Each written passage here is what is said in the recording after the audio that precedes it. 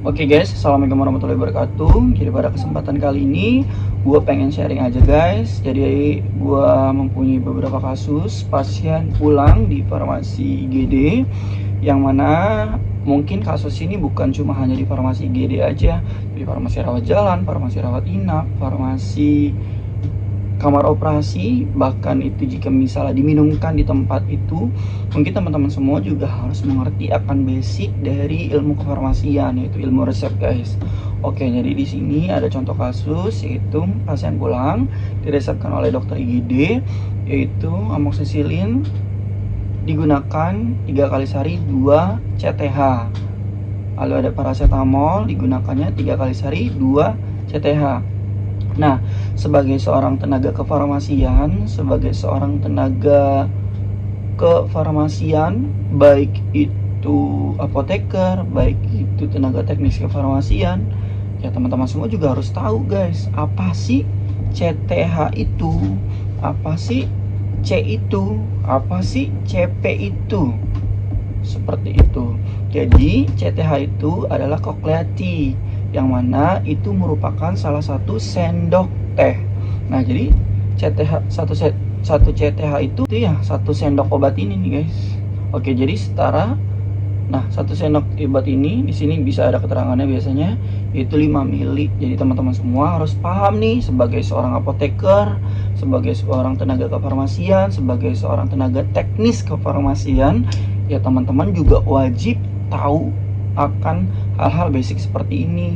Ya, ini merupakan sendok obat, itu satu sendok obat atau satu CTH atau satu kokleati atau satu sendok teh ini setara dengan 5 ml ya guys ya. Dan juga teman-teman semua juga harus tahu C itu apa sih? Koklea. Koklea itu artinya yaitu sendok makan. Teman-teman semua juga harus tahu. Jadi satu sendok makan di rumah nih, misalnya nih yang pada umumnya sendok makan di rumah yaitu berapa mili, yaitu 15 mili seperti itu. Dan juga yang ketiga itu ada CP. CP itu apa sih? Cochlea cutis. Jadi cochlea cutis itu tuh merupakan salah satu sendok bubur. Jadi sendok teman-teman semua misalnya makan bubur nih, nah biasanya ada sendok bubur tuh seperti itu. Nah, itu satu sendok bubur itu setara sama 8 ml.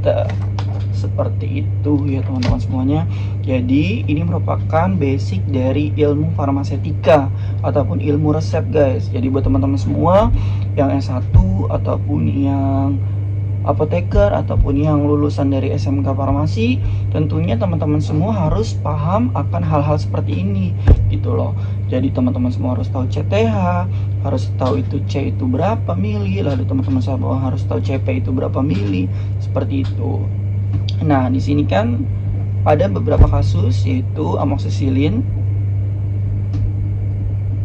sirup. Nah, dengan signa 3 kali 2 CTH. Nah, teman-teman semua juga harus tahu yang tadi gue jelaskan, bahwa 1 CTH itu setara sama 5 ml. Jadi untuk 3 kali sehari 2 CTH nggak mungkin dong teman-teman semua. Misalnya ada pasien pulang di IGD, terus teman-teman semua cuma memberikan informasi ini digunakan 3 kali sehari 2 CTH. Nah, 2 CTH apaan ya kan? Pasti pasien di etiketnya juga nggak pernah tahu juga itu CTH itu apa, seperti itu.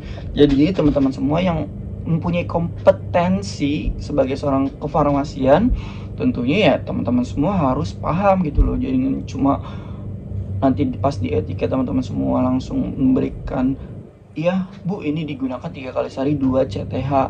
Nah, pasti pasien juga bakal nanya 2 CTH itu apa ya mas ya, berapa mili ya mas ya, seperti itu. Dan jangan lupa teman-teman semua jangan sampai kelewatan, nanti pas di etiket jangan sampai ngomongnya 3 kali sehari 2 CTH, seperti itu. Jadi 1 CTH kan setara sama 5 ml. Nah, ini kan 10, jadinya 10 ml karena 2 CTH. Dan juga untuk paracetamol itu 3 kali 2 CTH juga. Nah, seperti yang teman-teman ketahui bahwa 3 kali sehari 2 CTH ya sama aja. Jadi 1 CTH nya atau kokleatinya itu 5 mili. Jadi 3 dikali 5 dikali 2 berapa? 10 mili. Seperti itu.